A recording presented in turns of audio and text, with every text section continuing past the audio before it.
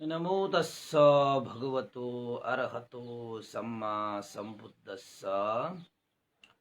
नमामि बुद्धं गुणसागरन्तं नमामि धम्मं सुगतेन देशितं नमामि संघं मुनिराज सावकं।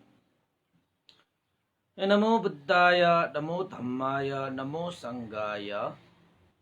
श्रद्धालु उपासक उपासिका तथा सधर्म प्रेमी महानुभावहरू, आज मिति 2078 वैशाख 16 गते बिहिबार बिहानको 9 बजे।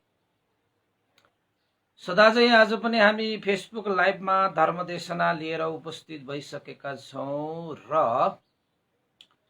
सदा चाहिँ देश विदेशबाट फेसबुक लाइभ धर्मदेशना सुन्नको निमित्त जोडिरहनु हुने सम्पूर्ण उपासक उपासिका तथा सधर्म प्रेमी महानुभावहरूमा सदा चाहिँ म भिक्षु विमलो श्री सिद्धिमङ्गल बुद्ध विहार सिद्धिपुर साना गाउँ थसी महालक्ष्मी नगरपालिका वडा नम्बर 6 बुद्ध मार्गबाट सबैलाई मैत्रीपूर्ण न्यानो न्यानो स्वागत टक्राउन चाहे र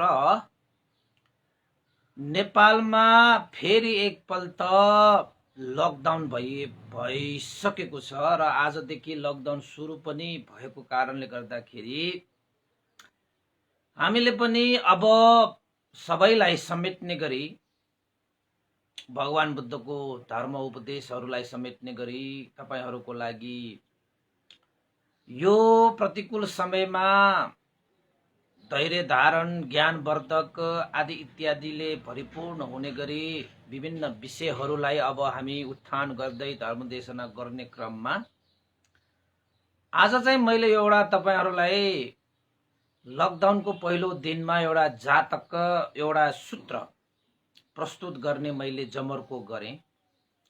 पक्कै पनि तपाईहरूले चाहिँ सुन्नुहुनेछ, सेयर गर्नुहुनेछ र लकडाउनको समयमा बाहिर निस्किन नसकिने अवस्थामा उपासक उपासिकाहरू पनि घरमै बस्ने समय भएको कारणले गर्दाखेरि अब पक्कै पनि तपाईँ पनि सुन्नुहुन्छ र तपाईँले सेयर गर्नुहुन्छ, लाइक गर्नुहुन्छ, कमेन्ट गर्नुहुन्छ र अरूलाई पनि यो देशना सुनाउनु हुनेछ भन्ने आशा एवं विश्वासका साथ आज मैले तपाईहरूलाई एउटा लिएर आएको छु, एउटा जातक कथा र यो भगवान बुद्धले नै देशना गर्नुभएको यो जातक कथा हो। यो जातक कथा भनिसकेपछि तपाईँ हामी सबैलाई थाहा छ कि भगवान बुद्धको पूर्व जन्मका कुराहरू पनि यसमा उल्लेखित पाइन्छ र आजको देशना जातक तपाईको 542 नम्बरको जातक, जसलाई हामी खण्डहाल यसलाई चाहिँ जातक भनेर भनिन्छ र यो खण्डहाल जातकलाई जातक मालामा चन्द्रकुमार जातक यानी चन्द्रकुमार जातक भनेर पाली भाषामा उल्लेखित पाइन्छ। त्यसैले तपाईलाई कसैले चाहिँ खण्डहाल जातक वा चन्द्रकुमार जातक भनेर चाहिँ दुईटै नामबाट सुनाए तापनि त्यो जातक दुईटा एउटै हो भनेर तपाईँ हामीले बुझ्नु आवश्यक छ।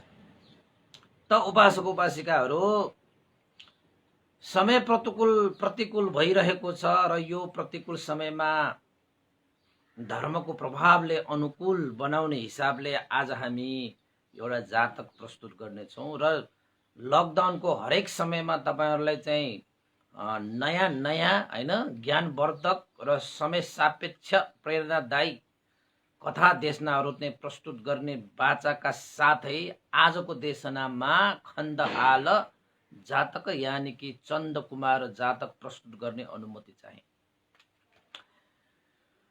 त यो खण्डहाल जातक चन्द्रकुमार जातक कहिले कहाँ कसको कारणले भगवान बुद्धले यो देशना गर्नुभयो त भन्ने विषयमा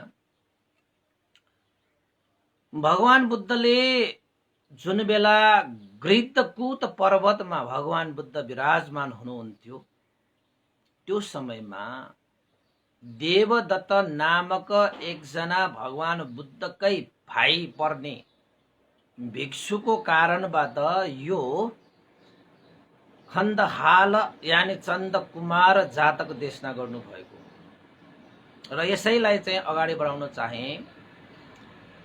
तपाईँ हामी सबैलाई थाहा छ कि बुद्धकालीन समयमा भगवान बुद्धलाई पनि हत्या गरेर देवदत्तले आफू बुद्धको स्थानमा बस्ने आकांक्षा इच्छा जाहेर गरेको थियो। त्यसैले देवदत्तकै सल्लाह अनुसार अजातशत्रुले आफ्ना पिता बिम्बिसारलाई पनि जेलमा हालेर मारेको घटनासम्मको कथा पनि यहाँ चाहिँ अलिकति समेट्नु परेको छ।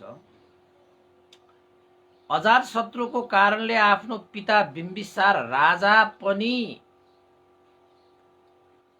हत्या हुन पुग्यो र अजातशत्रु राजा भए।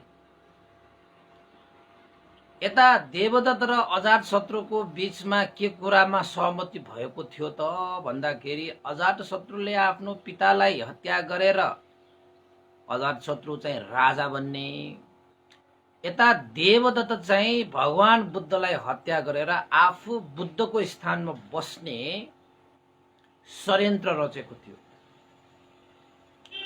त जुन बेला अजातशत्रुले बिम्बिसार आफ्ना पिता बिम्बिसार राजाको हत्या गरेर राजा भइसकेपछि देवदत्तले अजातशत्रु कहाँ गएर के भने त भन्दाखेरि, हे राजन, हे अजातशत्रु, तपाईको मनोहर त पूरा भयो,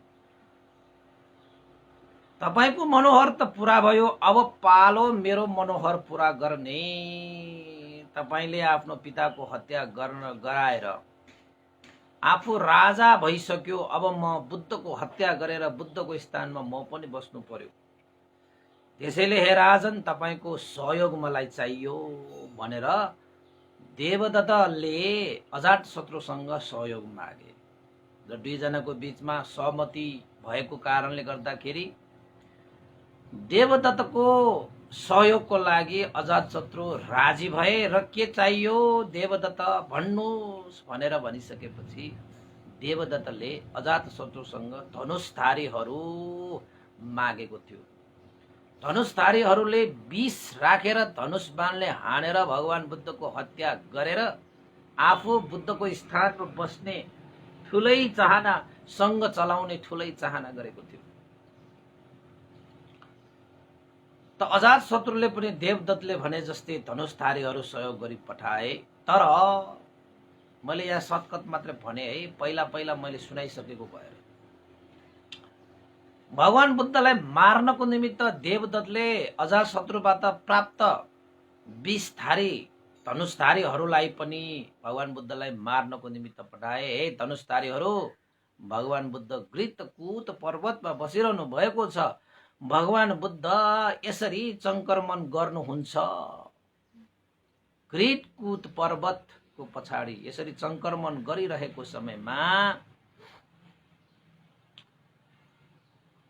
धनुषबाणले हत्या गरेर मेरो मनोहर पूरा गरिदेऊ भनेर धनुषधारीहरूलाई पठाएको थियो। तर अफसोस धनुषधारीहरूले भगवान बुद्धलाई धनुषबाण हान्नको निमित्त जान चाहिँ गए। तर भगवान बुद्धको मैत्री, भगवान बुद्धको प्रभाव, भगवान बुद्धको ऐश्वर्यको कारणले गर्दाखेरि ती धनुषधारीहरूले भगवान बुद्धलाई धनुषबाण हानेर मार्न भनिसके। त भगवान बुद्धको प्रभावमा भगवान बुद्धलाई मार्न आउने धनुषधारीहरूले पनि भगवान बुद्धको सामुन्ने गएर घोडा टेकेर क्षमा मागेर धनुषबाण त्यागेर भगवान बुद्धको चरणमा शिर निहुराएर क्षमा मागे। त भगवान बुद्धले ती धनुषधारीहरूलाई उपदेश दिए, देवदत्तले जुन कार्य गरिरहेका छन् त्यो सुखको मार्ग होइन, त्यो दुःखको मार्ग हो। त्यो पुण्यको मार्ग होइन, त्यो पापको मार्ग हो। त्यो कल्याणकारी मार्ग होइन, त्यो मङ्गलकारी मार्ग होइन, त्यो अमङ्गलकारी मार्ग हो। त्यसैले ए धनुषधारीहरू, आफ्नो हित सुख चाहन्छौ भने देवदत्तको यो बाटोलाई छोडिदेऊ, यो बाटोमा हिँडेर कहिले पनि सुख र शान्ति पाउँदैन भनेर भगवान बुद्धले ती धनुषधारीहरूलाई उपदेश दिएका थिए। र ती धनुषधारीहरू चाहिँ भगवान बुद्धको उपदेश सुनेर श्रोतापन्न फलमा प्रतिष्ठित भए। यो घटना त तपाईँ हामी सबैलाई थाहा छ नि।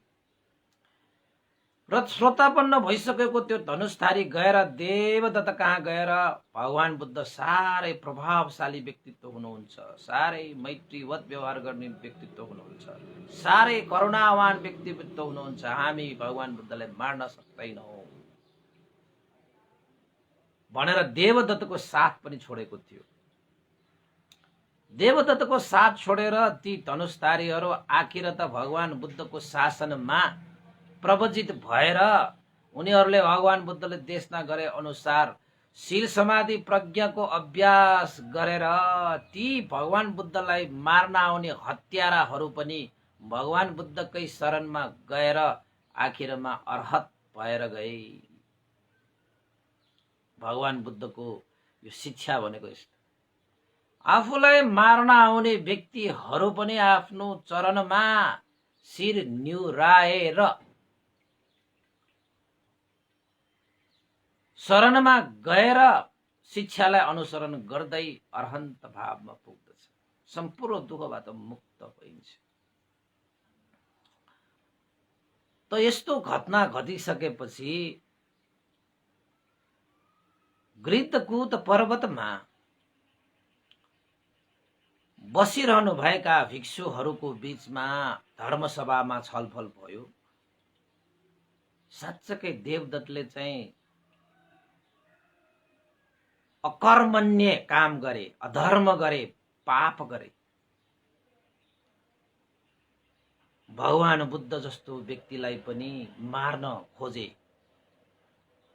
र ती मार्न खोज्न आउने ती धनुषधारी हत्याराहरू पनि भगवान बुद्धको उपदेश सुनेर आखिरमा पापको मार्गलाई छोडेर पुण्यको मार्गमा हिँडेर आफ्नो जीवनलाई धन्य पारेर गए। यो देवदत्तले भगवान बुद्धको एउटा शिक्षालाई अपनाउन सकेन, त्यस्तो नजिक भएर बसेर पनि आखिरमा हत्याकै प्रयास गरिरहे, पापकै घडा बढाई भरिरहे, पापकै खाल्टो खनिरहे भनेर छलफल भइरहेको थियो। त्यति बेला नै भगवान बुद्ध त्यहाँ भिक्षुगणको भिक्षु सभामा त्यहाँ उपस्थित हुनुभयो र भगवान बुद्धले सोध्नुभयो, हे भिक्षुहरू, के विषयमा यसरी छलफल गरिरहेको? भगवान बुद्धले भिक्षुहरूलाई सोध्नुभयो। त भिक्षुहरूले भने, भगवान शास्ता, हामी त यो देवदत्तको विषयमा आश्चर्य अद्भुत भएर हामी छलफल गरिरहेका। धनुष लिएर तपाईलाई मार्न आउने हत्याराहरूले सम्म पनि तपाईको उपदेशलाई जानेर बुझेर चिनेर आफ्नो जीवनलाई धन्य बनाएर गए, तर यो देवदत्त कहिले पनि सुध्रिएन, कहिले पनि सुध्रेन। तपाईलाई हत्या गर्नको निमित्त हर हमेशा उसले प्रयास गरिरहे। कस्तो अकर्मण्य काम गर्ने यो देवदत्त। त्यत्रो भगवान बुद्धको उपदेश सुन्न पाएर पनि आफूलाई कहिले पनि पुण्यको मार्गमा डोर्याएन, धर्मको मार्गमा यात्रामा हिँडाएन। यो देवदत्तले साह्रै पाप कर्मको घडा, पापको घडा भरिरहेको छ भन्ने विषयमा हामी छलफल भइरहेको भगवान शास्ता भनेर ती भिक्षुहरूले भगवान बुद्धलाई भने। त भगवान बुद्धले भने, हे भिक्षुगण, यो देवदत्त अहिले मात्र भगवानलाई हत्या गर्नको निमित्त प्रयास गरेका होइनन्। भगवान बुद्धलाई मार्नको निमित्त उसले धनुषधारीहरूलाई लिएर बाटोमा भेटेका, यदि बाटोमा भेटेका मान्छेहरू छन् भने उनीहरूलाई पनि मार्नु भन्ने सम्मको आज्ञा गरेर पठाएका थिए। मलाई मार्नको निमित्त धेरैको हत्या गर्न पनि तयार भएका थिए। अहिले मात्रै होइन, पूर्व जन्महरूमा पनि यसरी नै देवदत्तले मलाई धेरै पटक मार्न खोजेको थियो, मेरो कारणले धेरैलाई मार्न पनि खोजेको थियो। यो जन्ममा मात्र यसरी होइन, यो देवदत्त पहिला पनि यस्ता कार्यहरू, यस्ता पापको मार्गमा हिँडेर आएको व्यक्ति हो।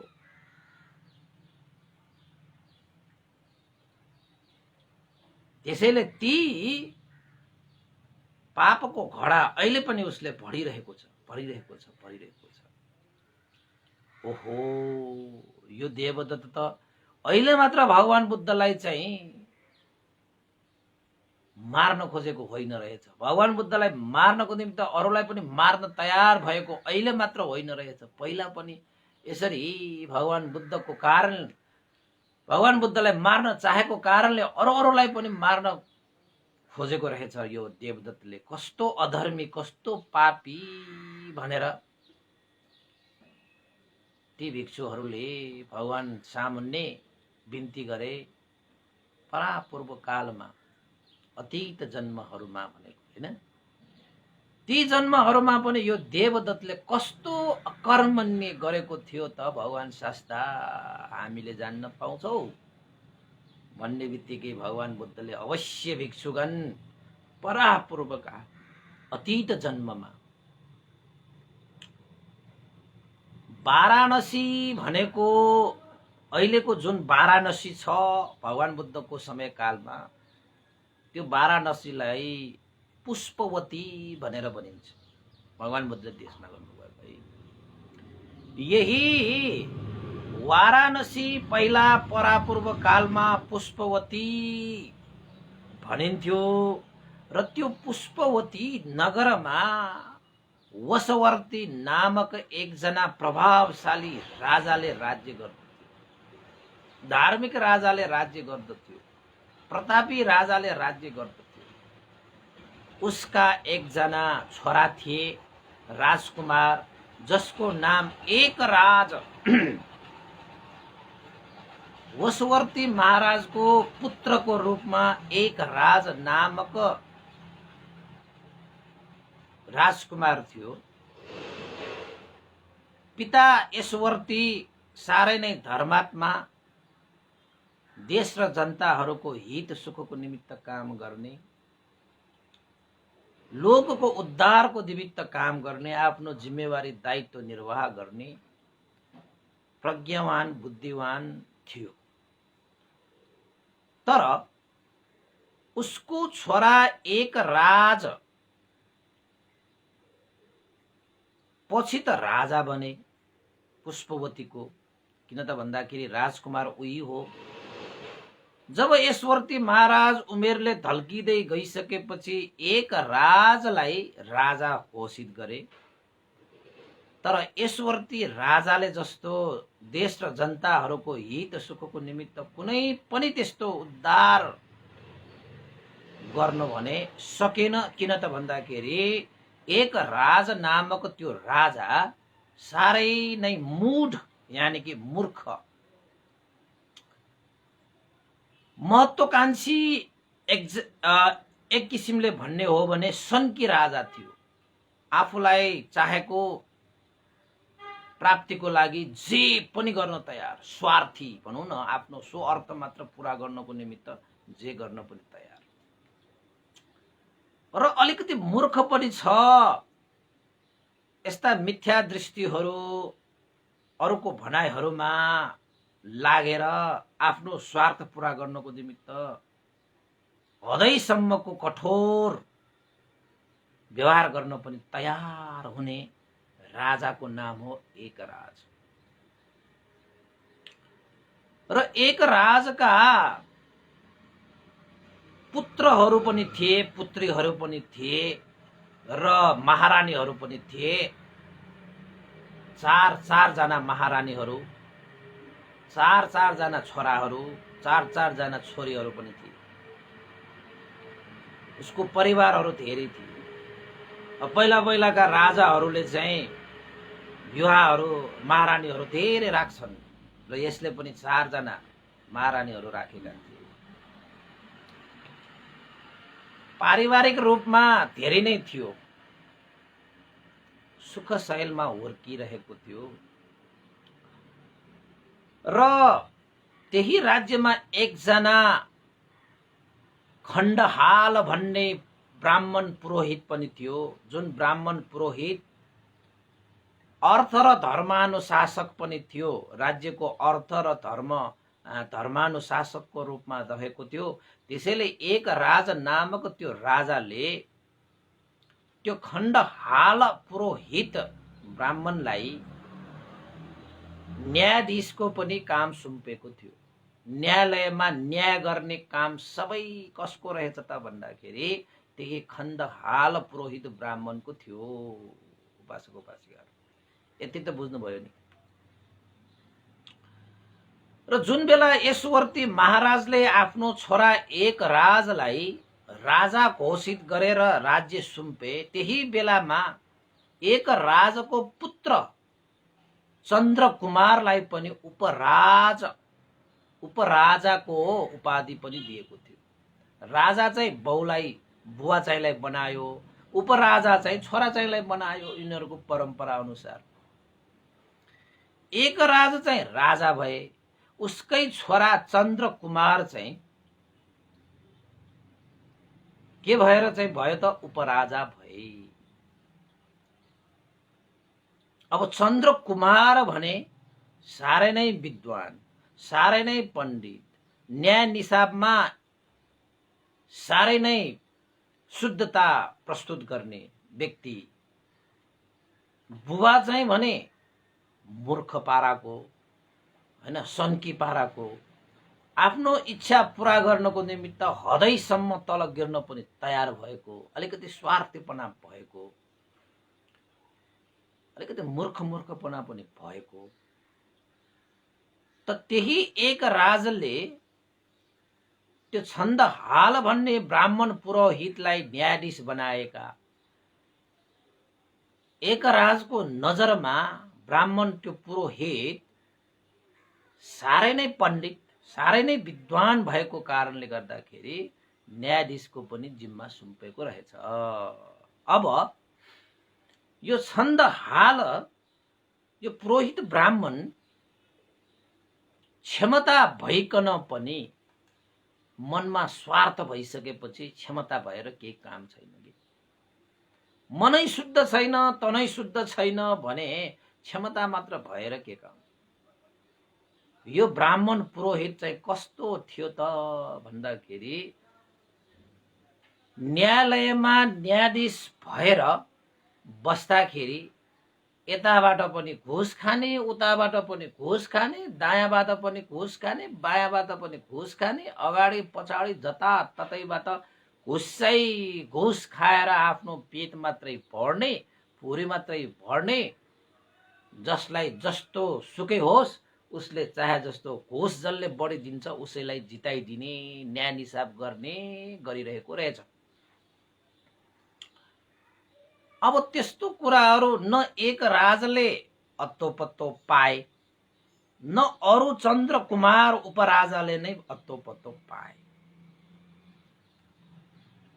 थुप्रै घुस खाएर थुप्रै अन्यायमा पारेका रहेछन् त्यो छन्दहाल पुरोहित ब्राह्मणले। त एक दिन एउटा कस्तो घटना घटेछ त भन्दाखेरि एउटा न्याय निसाब गर्दाखेरि चाहिँ त्यो खण्डहाल त्यो ब्राह्मण पुरोहितले आफ्नो सत्ता, आफ्नो पावर, हैन, त्यसको बलबुत्तामा घुस खाएर न्याय गर्ने मान्छेलाई अन्याय र अन्याय गर्ने मान्छेलाई न्याय गरेको भनेर चाहिँ फैसला गरिदिएछ। भनाइको मतलब उसले सही रूपमा न्याय निसाब गरेन। जसले घुस दियो उसैलाई जिताइदियो, जसले घुस दिन सकेन, गरिबहरू छन्, उसलाई चाहिँ हराइदियो। अब उसले अहिले मात्र यो गरेको त होइन, पहिलादेखि गर्दै आएको विषयहरू भयो। त एउटा घटनामा त्यस्तो भइसकेपछि एउटा गरिब जनतालाई, जित्नु पर्ने व्यक्तिलाई हराइदिइसकेपछि त्यो गरिब जनताले सहनै नसकेर सहनै नसकेर अब के गर्ने, घुस त खुवाउन सकेन। आफूलाई न्याय पाउने विषयमा पनि अन्याय हुँदाखेरि त्यो जनता चुप्प लागेर बसेन। किन भन्दाखेरि अति भयो भने क्षति हुन्छ नि त। त्यो गरिब जनता त कराए, मलाई अन्याय पर्यो, मलाई अन्याय पर्यो, मैले न्याय पाइन, न्याय हराएर गयो यो राष्ट्रमा, यो राज्यमा अब न्याय भनेको छैन। ए भगवान, तिमीले पनि के हेरेर बसेको? म जस्तो दिन दुखी गरिबलाई यसरी अन्यायमा परेको कसरी सहिरहेको भनेर भगवानलाई गुहार्दै, राज्य चाहिँ न्याय हरायो भनेर राज्यमाथि गुनासो गर्दै र यो खण्डहाल पुरोहित ब्राह्मणलाई उसले चाहिँ गाली गर्दै, यो खण्डहाल पुरोहित ब्राह्मणले घुस खाएर म जस्तो दिन दुखी गरिबलाई हराइदियो, अब म कता न्याय खोज्न जाने भनेर चाहिँ चिच्चाइ कराइरहेको थियो। सबै मान्छेहरू जम्मा भएर के भयो कसो भयो भनेर कराउँदै थियो। त्यो गरिब किसानले चाहिँ मलाई अन्यायमा पार्यो, यो खण्डहाल जातक खण्डहाल यो चाहिँ पुरोहित ब्राह्मणले चाहिँ घुस खाएर मलाई अन्यायमा पार्यो भनेर आँसु झारेर रोइ कराई बसिरहेको थियो। अब के गर्ने त? अन्तिममा त्यो बाहेक उसँग उपाय नै छैन। अब अदालतको न्याय निसाब भनेको गरेपछि सक्यो भने जस्तो भयो, तर दुखी गरिब जनता माथि त्यस्तो अन्याय पर्दाखेरि अब उपाय नै थिएन। अब मलाई कसले न्याय देला, मलाई कसले न्याय देला? हे भगवान, त्यस्तो व्यक्ति पठाइदियो जसले मलाई न्याय दिन सक्छ भनेर छाती पित्दै पित्दै रोइ कराई बसिरहेको बेलामा ठिक्क राजाको सेवामा हाजिर हुनको निमित्त आएका उपराजा चन्द्र कुमारले ठ्याक्कै त्यो रोइ कराइरहेको त्यो आवाज सुने, हुलमुल भइरहेको त्यो अवस्था देखे। चन्द्र कुमार त्यहीँ गएर सोधे, के भयो? किन आज चाहिँ यसरी चाहिँ हुल जम्मा पारेर यसरी बसिरहेका छौ? यो मान्छे किन रोइरहेका छौ? छाती पिटी पिटी रोइरहेका छन्, आँसु झारिरहेका छन्, के भयो यसलाई भनेर चन्द्र कुमार उपराजा, राजकुमारै हो के त्यो पनि एक राजाकै छोरा, उसले सोधे। अनि उपराजा चन्द्र कुमार चाहिँ अलिकति धर्मात्मा दयामाया भएको करुणाचित्त भएको व्यक्ति भएर त्यो मान्छेले रोइ कराई भने, हे उपराज चन्द्र कुमार, मलाई अन्याय भयो, मलाई अन्याय भयो। यो खण्डहाल पुरोहित ब्राह्मणले घुस खाएर मलाई अन्यायमा पारे। म दुखी जनता, म किसान, मैले घुस दिन सकेन र मेरो विपक्षमा यसरी चाहिँ फैसला सुनाइदियो। अब म कहाँ जाउँ? अब म के गरौँ? म त जिउँदै मरी तुल्य भए, कसले मेरो दुःख बुझ्दिला? हे भगवान भनेर कराएको छ, रोएको छ, छाती पिटेको छ। चन्द्र कुमार करुणावान भएको कारणले गर्दाखेरि त्यो किसान प्रति उसले मैत्री करुणा राखेर आँसु पुछ्दै, यदि तिमीले साँच्चैकै सत्य कुरा भनिरहेका छौ भने सम्पूर्ण कुराहरू वृत्तान्त मलाई सुनाऊ। अवश्य पनि यो न्याय निसाबलाई म फेरि पनि डोराएर हेर्न लगाउने छु र के कसो हो भन्ने कुरा चाहिँ म सही न्याय निसाब चाहिँ गर्नेछु। न्याय अन्याय छुट्याएर म यसको फैसला गराउने छु, चिन्ता नगर भनेर आश्वासन दिए। त आश्वासन दिइसकेपछि उपराज चन्द्र कुमारले सारा वृत्तान्तहरू यता उता खोज नीति गरेर कहिले खण्ड हाल पुरोहित ब्राह्मणलाई सोध्ने, कहिले चाहिँ यो किसानलाई सोध्ने र किसानको विपक्षमा भएको मान्छेलाई सोध्ने, खोज नीति गर्दा गर्दै गर्दा गर्दै गर्दा गर्दै आखिरमा उपराज चन्द्र कुमारले त्यो अन्यायमा परेको जनता किसानलाई आखिर त न्याय निसाब नै गरिदियो। वास्तवमा त्यो किसान, त्यो दिनदुखी किसान रोइ कराई बसेको त्यत्तिकै होइन रहेछ, साँच्चैकै उसले अन्याय नै परेको रहेछ। त्यो हिसाबबाट भन्ने हो भने उपराज चन्द्र कुमारले त्यो किसानलाई चाहिँ न्याय दिलाए। अब यतापट्टि खण्ड हाललाई पर्यो आपत, उसले त त्यो किसानलाई हराएको थियो। त त्यही केसलाई, त्यही मुद्दालाई चाहिँ फेरि हेर्दाखेरि त उपराज चन्द्र कुमारले त त्यही किसानलाई, जसलाई त्यो खण्डहालले हराएको थियो, त्यसलाई नै जिताइदियो। त जनताहरू यति उत्साहित भएर उपराज चन्द्र कुमार की जय, उपराज चन्द्र कुमार की जय, हाम्रो न्यायको आशा भनेर चाहिँ अब जनताहरू त्यहाँ के भन्छ, चन्द्र कुमारलाई चाहिँ जय जयकार जय जयकार ठुलै स्वरले साधुकार जय जयकार दिन थाल्यो। त्यो जनताहरूको आवाज यति विशाल थियो कि जुलुस आएर जय जयकार गर्न आयो कि त्यो आवाज राजा एक राजले सुने। एक राज आफ्नो दरबारमा बसिरहेको थियो। त आज जनताहरू त जय जयकार भन्दैछ, साधुकार भन्दैछ, के हो कसो हो भनेर एक राजाले चाहिँ एउटा दूत पठाएर बुझ्न पठाए। दूत आएर राजालाई के सन्देश दियो त भन्दाखेरि, महाराज यो जय जयकार, यो साधुकार अरू के पनि होइन, तपाईकै छोरा उपराज चन्द्र कुमारको जय जयकार र साधुकार गर्दैछन्। जनताहरू अति प्रसन्न भएर नाचिरहेका छन्, गाइरहेका छन्, मानौ उनीहरूले चाहिँ एउटा सङ्ग्राम नै जितेको जस्तो गरी उनीहरू खुसी भइरहेका छन्। उनीहरूले उपराजको जय जयकार गरिरहेका छन्। महाराज किन त त्यस्तो गरिरहेका भनेर सोद्धाखेरि महाराज एक राज चन्द्र कुमारले एउटा दिन दुखी किसानलाई परेको अन्यायबाट बचाएको रहेछ, उसलाई न्याय निसाब गरेको रहेछ।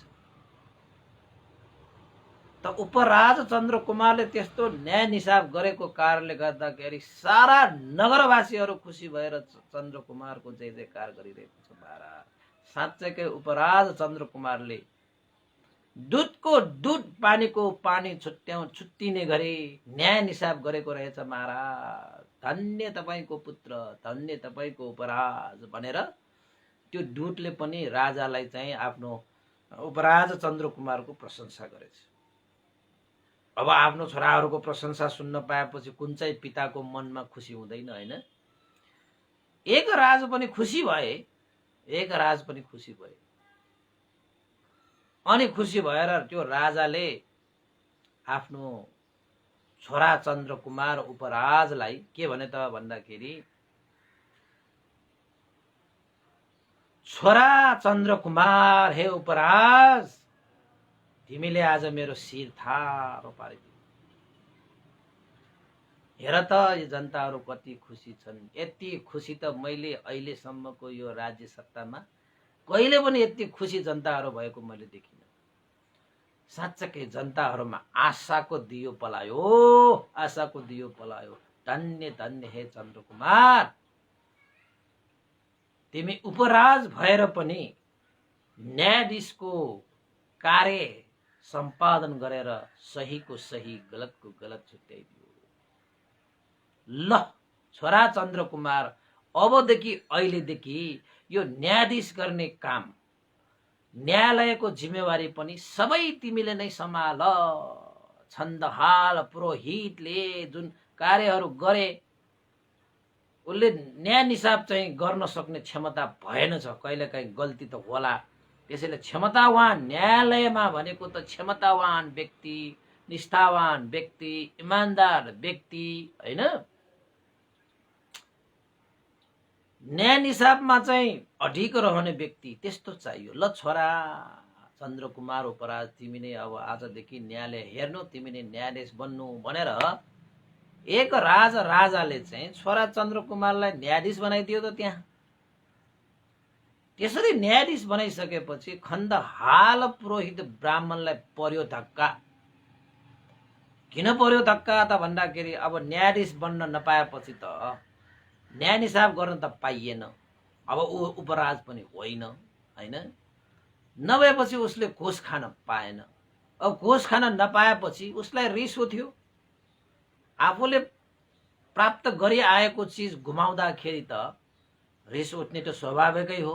अब चाहिने कुरामा रिस उठाए पो अब त्यो त घुस खान नपाएर रिस आएर, घुस खान नपाएर द्वेष राखेर, हैन? त्यो छन्दहाल पुरोहित ब्राह्मणले के विचार गरे त भन्दाखेरि यो उपराज चन्द्रकुमारको कारणले गर्दाखेरि मैले घुस खान पाइन, मैले कमाउन पाएन, मेरो लाभमा यसले हानि गरे, मेरो प्राप्तिमा यसले हानि गरे, नोक्सानी गरे। राजाले त मलाई नै जिम्मा दिइरहेको थियो। अहिले आएर यो उपराज चन्द्रकुमारले मेरो हातैमा पुगिसकेको गाँसलाई चाहिँ खोसेर खायो। पखलास यसले म पनि पुरोहित ब्राह्मण छन्दहाल हुँ। त्यस्तै अवसर आयो भने, त्यस्तै मौका आयो भने यो चन्द्रकुमारलाई पनि म बाँकी राख्दिन। मेरो पाकेको खानालाई खोसेर खाने जोसुकै होस् म यसलाई बाँकी राख्दिन। त्यस्तो अवसर, त्यस्तो मौका आयो भने यसरी हठौडा म लगाउँछु कि अब फेरि उठ्नै नसक्ने गरी यसको टाउकोमा म हठौडा लगाइदिन्छु भनेर अब छन्दहाल पुरोहित ब्राह्मणले मौका र अवसरको खोजी गर्न थाले। त्यस्ता व्यक्तिहरू भनेका चाहिँ अवसरवादी हुन्छन् कि अवसरको प्रतीक्षामा बसिरहेका हुन्छन्। हेर्दाखेरि तपाईँको अगाडि आएर हाँसेर खेलेर नै बसिरहेको हुन्छ, तर भित्रभित्रै उसलाई चाहिँ के चाहिएको हुन्छ त भन्दा एउटा त अवसर पाओस्, एउटा त मौका पाओस्, यसलाई म यसरी लडाउँछु, कहिले उठ्नै नसक्ने गरेर यसलाई लडाउँछु भनेर मौका र अवसरको खोजी गरिरहेका हुन्छन्। त्यो अरू हुँदैन, त्यो तिनी अरूले गर्न सक्दैन। तपाईँको आफ्नै नजिक भएका व्यक्तिहरूले मात्र त्यस्तरी लडाउन सक्छ। तपाईँलाई कहिले पनि उठ्नै नसक्ने गरी लडाउन सक्ने व्यक्ति भनेको तपाईँको आफ्नै व्यक्तिहरू मात्र हुन्छ, आफ्नै नजिकको व्यक्तिहरू, आफ्नै विश्वासिला पात्रहरू मात्रै हुन्छ। अब राजदरबारमा पुरोहित त्यो ब्राह्मण काल खण्डहाल अर्थ र धर्मानुशासक राज्य सञ्चालन गर्नको निमित्त अर्थको पनि सबै हिसाब किताबहरू राख्ने, राज्य सञ्चालन गर्नको निमित्त धार्मिक पूर्वक सल्लाह दिने राजगुरु नै हो। त्यो सबैले मानेका पनि हुन्, सबैले चाहिँ आदर सत्कार सम्मान गरेका पनि व्यक्ति हुन्, तर उसको चाहिँ निष्ठावान होइन के, त्यो इमान्दार छैन के त्यो मान्छे। आफ्नो पेट भर्न पाएपछि जे पनि गर्न सक्ने। यता राजा भने फेरि अलिकति मूर्खपन छ के, बुद्धि छैन धेरै। त्यही पुरोहितलाई नै पण्डित ठान्ने, त्यही पुरोहितलाई विद्वान ठानेर उसले जे भने त्यस्तै त्यस्तै कार्यहरू गर्ने। त्यस्तो थियो। अब यता राजा पनि आफ्नै पाराले चल्दै गए, यता उपराज चन्द्रकुमार पनि न्याय निसाब फैसला गर्दै अगाडि बढ्दै गए। यता खण्डहाल पुरोहित ब्राह्मण भने भित्र जल्दै गए। जति जति यो उपराज चन्द्रकुमारले राम्रो कामहरू गर्दै गए त्यति त्यो खण्डहाल पुरोहित ब्राह्मण भित्र जल्दै गए। याद छ तपाईहरुले शत्रुहरूलाई परास्त गर्ने एउटा यस्तो पनि उपाय हो, तपाईं शत्रुहरूसँग लडाई गर्नै पर्दैन कि। तपाईले उन्नति गरेर देखाइदिनुस्, प्रगति गराइदिएर देखाइदिनुस्, शत्रुहरू त त्यत्तिकै परास्त हुन्छ। त्यो शत्रुहरूको लागि ठुलै सजाय हो। तपाई हाँसेर मात्र जिदिनुस्, तपाईको विपक्षीहरू त रोइदिन्छ। त्यसैले हाँस्न नछाड्नुस्, तपाई हाँसिराख्नुस्, उन्नति गर्दै राख्नुस्। तपाईका विपक्षीहरू, तपाईका विरोधीहरू त यसरी विलय हुन्छ कि सूर्य उदयपछि अन्धकार बेलाए जस्तो। अब यो चन्द्रकुमारले चाहिँ देश र जनताहरूको हितमा थुप्रै कामहरू गर्न थाले। जति जति उसले चाहिँ राम्रो कामहरू गरे त्यति त्यति यो खण्डहाल पुरोहित ब्राह्मणको मन भित्र जल्दै गए। यस्तो हुन्छ तपाईको हरेक क्षेत्रमा यस्तो हुन्छ। किन त भन्दाखेरि आफूले नचाहेका नरुचाएका व्यक्तिहरूको प्रगति भयो भने सहनै गाह्रो। त्यसमाथि यो खण्डहाल पुरोहित ब्राह्मण त असाध्यै बेइमान, असाध्यै घुसखोरी, असाध्यै षड्यन्त्रकारी, जे गर्न पनि तयार। फेरि राजा पर्यो त्यस्तोले विश्वास गरेर राखेको भयो नि त। राजा फेरि मूर्ख, बुद्धि नभएको, मन्द बुद्धिको र महत्त्वकांक्षा, आफूले चाहेको जे पनि गर्नुपर्छ भन्ने सोचको राजा थियो। त एक दिन यसरी नै चल्दै थियो। घटना त सबै थाहा भयो नि तपाईलाई। यसरी चल्दै गर्दाखेरि त्यो राजाले एउटा नक्षत्रमा भनौं एउटा समयमा साह्रै नै भयंकर एउटा चाहिँ सपना देखेछ।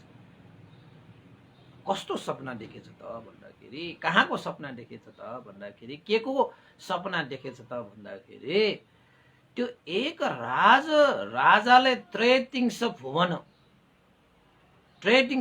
भनेको देवलोकहरू 6 वटा छन्। त्यसमाथि त्रैतिंश देवलोक साह्रै सुन्दर हुन्छ, साह्रै मनमोहक हुन्छ। त्रैतिंश देवलोक त सपनामा आयो कि एक राजाको त्यो सपनामा। कस्तरी सपना देखे त भन्दाखेरि, त्रैतिंश भुवनको द्वार नै अभूतपूर्व सौन्दर्यले भराउ थियो। त्यस्तो द्वार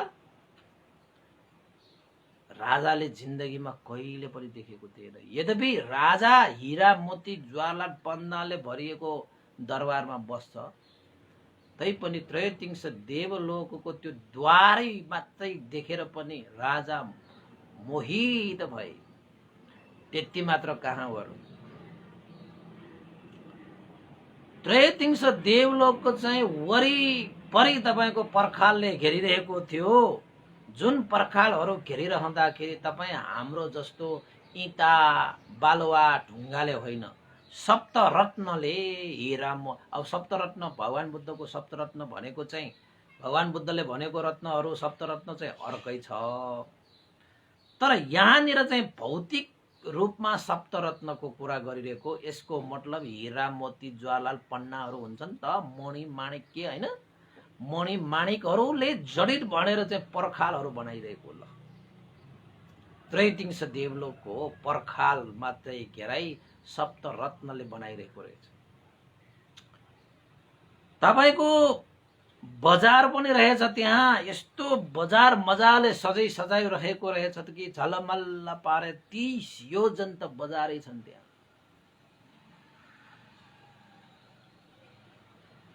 नन्दन वन पनि रहेछ त्रैतिंश देवलोकमा, नन्दन वन पनि रहेछ। यति सुन्दर वन कि संसारमा देखेका यस्ता बगैँचाहरू भन्दा पनि त्यो हजारौं लाखौं गुना सुन्दर सौन्दर्यले भरिएको त्यो बगैँचा।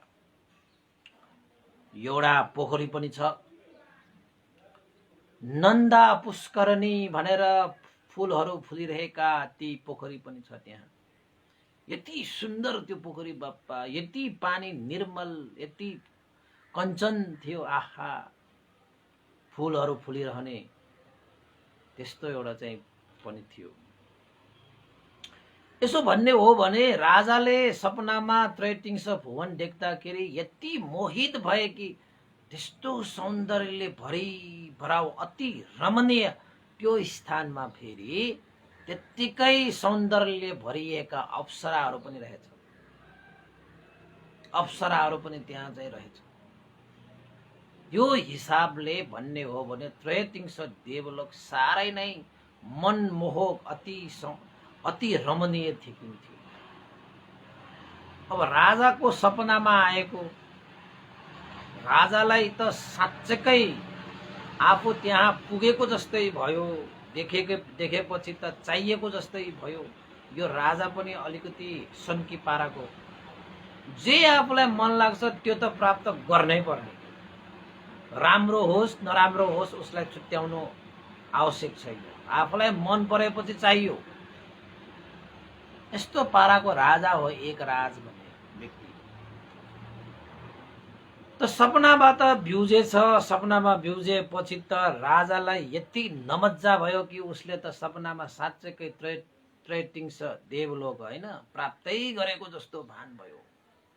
त्यो सपनाबाट उसलाई चाहिँ छुट्टी नै मन थिएन कि, छुट्टी नै मन थिएन, त्यति उसलाई चाहिँ मनमोहक लागेको के।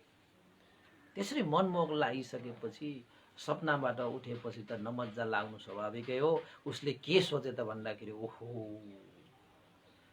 यो देवलोक हो, यो स्वर्गलोक हो। हामी भन्छौँ स्वर्गलोक होइन, यो स्वर्गलोक त साह्रै मनमोहक पो रहेछ त बाबा। म धरतीमा बसेर हिरा मोती ज्वालाल पन्नाहरू लगाएर होइन, सुनको थालमा खाएर, सुनको खाटमा सुतेर, 84 व्यञ्जन खाएर मैले त ठानेको थिएँ यति सुख यति शान्ति त कसले पाउँछ भनेर ठानेको थिएँ। तर आज मैले चाहिँ स्वर्गलोकको त्रैतिङ्स देवलोकको त्यो सपना देखेपछि त मैले प्राप्त गरिरहेको यो सुख त छिना मसिना पो देखियो त। मलाई त्यो त्रैतिङ्स देवलोक चाहियो, मलाई त्रैतिङ्स देवलोक चाहियो भनेर मनमा आयो। हेर्नुहोस् है, अब राजालाई त्यस्तो मनमा आयो। त्यसपछि उसले के सोचे त भन्दाखेरि अब यो विषय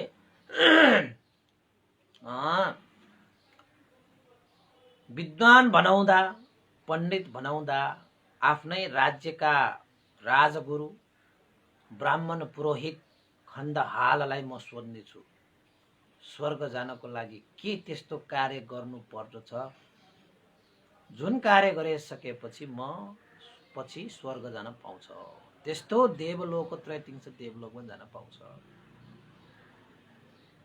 मेरा पुरोहित खण्डहाल साँच्चै के पण्डित हुन्, उसलाई त पक्कै थाहा छ होला। उसलाई सोधेर म यो कार्य गर्ने नै छु, जुन कार्य सम्पादन पछि म स्वर्गलोक पुग्ने छु। भोलि बिहान ब्राह्मण पुरोहित खण्डहाल पुरोहित पनि आएछ राजाको सेवामा। राजाको मुहार हेर्ने बित्तिकै राजाको मुहारमा धेरै प्रश्नहरू रहेको पुरोहित ब्राह्मणले थम्याउन गाह्रो भएन। राजाले आजको दिन राति तपाईँ राम्रोसँग सुत्नु त भयो नि महाराज भनेर सोधे। राजाले भने सुत्न त म राम्रोसँगै सुते, तर आज मैले चाहिँ यस्तो एउटा सपना देखेँ, जुन सपना देखेपछि मलाई त्यो प्राप्त गरौँ गरौँ लाग्यो। त्यो प्राप्त गर्न सकिएन भने त म यस्तो प्रभावशाली राजा भएको त कुनै अर्थै भएन। त्यसैले हे खण्डहाल पुरोहित, मलाई यो भनिदिनु पर्यो कि स्वर्ग लोक जाने बाटो के हो, मलाई बताइदिनु पर्यो।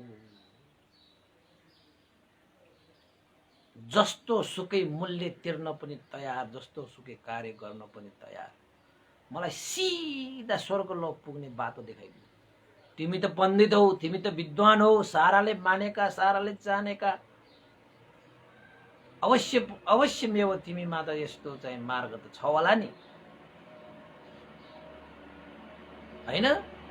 ढुङ्गा खोज्दा देउता मिले जस्तो, उगच माला देगच लुलो भने जस्तो पुरोहितलाई चाहिँ मौकाको खोजीमा रहेका, अवसरको खोजीमा रहेका त्यो पुरोहितले त वास्तवमा स्वर्ग जाने बाटो त के थाहा पाउला र त्यसले पहिला पहिला भनेका कुराहरू मात्रै भन्ने हो यिनीहरूले। राजाले त यस्तो प्रश्नहरू त सम्यक सम्बुद्धलाई सोध्नु पर्थ्यो, सम्यक सम्बुद्धहरू थिएन भने उहाँको श्रावकहरूलाई सोध्नु पर्थ्यो, श्रावकहरू पनि छैन भने बोधिसत्वहरूलाई सोध्नु पर्थ्यो अरे। यी व्यक्तिहरूले मात्रै साँच्चैकै स्वर्ग जाने मार्ग तय गर्न सक्छ अरे कि। अरूहरू त तपाईँको खोला पार तारिदिन्छु भन्दै खोलाको किनारामा दौडाउने मात्रै हो। तपाईँ खोलाको किनारामा जति सुकै दौडाए पनि खोला तर्नु त सकिँदैन। खोला तर्नको निमित्त त खोलामा हिँड्नु पर्यो नि त, कहाँ किनारामा हिँडिरहेको। तपाईँलाई पनि कसैले चाहिँ स्वर्ग पुर्याइदिन्छु, यहाँ पुर्याइदिन्छु, सुख दिन्छु, शान्ति दिन्छु, रोग भगाइदिन्छु भनेर तपाईँलाई किनारा भगाइरहेको छ। तपाईँ पनि दौडी गरिरहेको छ। कहिले सकिन्छ? खोलाको किनारा दौडेर पनि तपाईँले खोला तर्न सक्नुहुन्छ? सक्नुहुन्न नि। त्यसैले भगवान बुद्धले तपाईँले खोलाको किनारामा दौडाउनुहुन्न। तपाईँले त सागर तर्ने माध्यम, सागर तर्ने उपाय, सागर तर्नको निमित्त गर्नुपर्ने तपाईँको मेहनत परिश्रम सिकाउँछ भगवान बुद्धले। अहिले पुग्ला कि गरेर तपाईँ दौडिरहेको छ, तर पुग्न भने कहिले पनि पुगेको न। कहाँ किनारामा दौडेर तपाईँले चाहिँ खोला तर्नुहुन्छ? त्यो असम्भव, त्यो हुँदै नहुने, असम्भव होइन कि त्यो हुनै नहुने काम हो कि। त्यो तरिकै मिलेन। त्यो खण्डहाल पुरोहितलाई चाहिँ अब यसरी नै खोलाको किनारामा दौडाउने मौका जो आएको छ अहिले, त्यो खण्डहाल पुरोहितले भने, महाराज साँच्चै तपाईँ स्वर्ग जाने हो त? म जस्तो पण्डित, म जस्तो विद्वानसँग त्यस्तो मार्ग कसरी नहोला त? अवश्य छ। म तपाईँलाई बताउँछु, तर त्यो कार्य चाहिँ साह्रै नै कठिन छ है। फेरि साह्रै गाह्रो, असम्भव प्राय छ महाराज। तपाईँले गर्ला र? त्यस्तो हिम्मतवान व्यक्तिहरूले मात्र त्यस्तो कार्य गर्छ महाराज। यो चान्चुनेहरूले गर्ने कामै होइन भनेर अलिकति के भन्छ नि, त्यसलाई उस्काइदिएको हो। त्यो पुरोहित ब्राह्मण त चलाक छ नि। अनि एक राजले के भने, म पनि एक राजा हुँ। आफूले एकपल्ट ठानेपछि त्यसलाई पुरा गरेरै छाड्छ। त्यसको लागि जस्तो सुकै मूल्य चुकाउन पनि तयार हुन्छ यो राजा। के भनिरहेका छौ हे पुरोहित? के तिमीले यत्रो वर्ष मसँग संगत गरेर मेरो बानी चानी अहिले पनि थाहा छैन? महाराज मलाई त थाहा छ नि। तपाईले बोलेपछि बन्दुकको गोली जस्तो होइन अहिलेको भाषाबाट। तर महाराज यो कार्य अरू कार्यहरूमा त तपाईको बोली अनुसारको कार्य हुन सक्यो, तर यो स्वर्ग जाने मार्गमा चाहिँ नहोला भनेर मैले तपाईलाई भनौँ कि नभनौँ भइरहेको। मसँग त छ त, किन छैन? स्वर्ग जाने मार्ग त मसँग छ त। मैले भनेको मार्ग तपाईले अपनाउनु भयो भने तपाई सिधा तपाईले देख्नु भएको सपनामा जस्तै तपाई सपनामा होइन, तपाई अब विपनामा जानुहुन्छ। त्यस्तो मार्ग मसँग छ महाराज भनेर चाहिँ भन्यो। अब पर्यो त्यो राजालाई चाहिँ फसाद। के भन्दैछौ ए ब्राह्मण पुरोहित? म एक राजा बोलिसकेपछि बोले अरू साराका सारा कुराहरू त बोलेको जस्तो गरे भने अब आफूलाई नै मन लागेको, आफूले नै चाहेको त्यो स्वर्ग प्राप्त गर्नको निमित्त मैले नगरौँला र? जस्तो सुकै मूल्य तिर्न पनि म तयार छु। ल तिमी भनेर मात्र हेर, जस्तो सुकै उपाय तिमीले प्रस्तुत गरे पनि त्यो उपायलाई म सम्पादन गरेर म स्वर्गलोक जान्छु भनेर राजाले पनि अब एक किसिमले च्यालेन्ज गरे जस्तो गरेर भन्न थाले। तैपनि त्यो पुरोहित ब्राह्मणले उस्काउँदैछ। महाराज फेरि एकपल्ट सोच्नुस् है, पछि यो नभन्नुस् कि ओहो यस्तो गाह्रो रहेछ, कहाँ म स्वर्ग जान चाहेर पनि यस्तो गाह्रो काम कहाँ गर्न सकिन्छ। ल यस्तो कार्य म गर्दिन भनेर तपाईले फेरि भन्नु पर्ला है राजा जस्तो व्यक्तिले वचन दिएपछि फेरि वचन फिर्ता लिनु पर्यो भने इज्जत रहँदैन है महाराज। इज्जत बिनाको जीवन त के जीवन भयो र। त्यसैले महाराज फेरि एकपल्ट सोच्नुस् है, धेरै ठुलो मूल्य चुकाएर मात्र स्वर्ग जान सकिन्छ। तपाईँ स्वर्ग जाने हो भने त्यस्तो चाहिँ मूल्य त चुकाउनु पर्छ। अब राजा पनि फेरि सन्किँदै आइसकेपछि राजाले के भने, भन न भन पहिला तिमीले, जस्तो सुकै मूल्य तिर्न पनि म तयार भनेर मैले भनिसक्दाखेरि पनि तिमी किन हिचकिचाइरहेका छौ पुरोहित?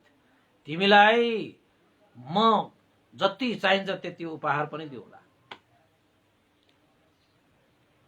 भनेर राजाले भनिसकेपछि अब त्यो पुरोहित ब्राह्मण खण्डहालले राजालाई हात जोडेर के भने त भन्दाखेरि, महाराज स्वर्ग नै जाने हो भने निश्चिन्त भएर तपाईले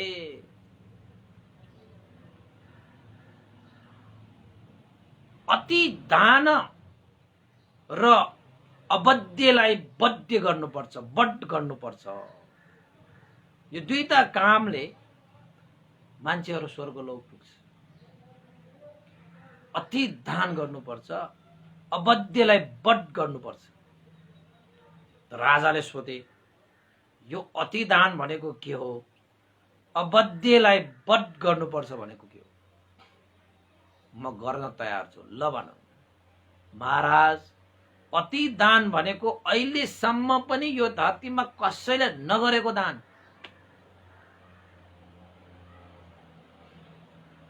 सबभन्दा बढी दान गर्नुपर्छ स्वर्ग जानको निमित्त।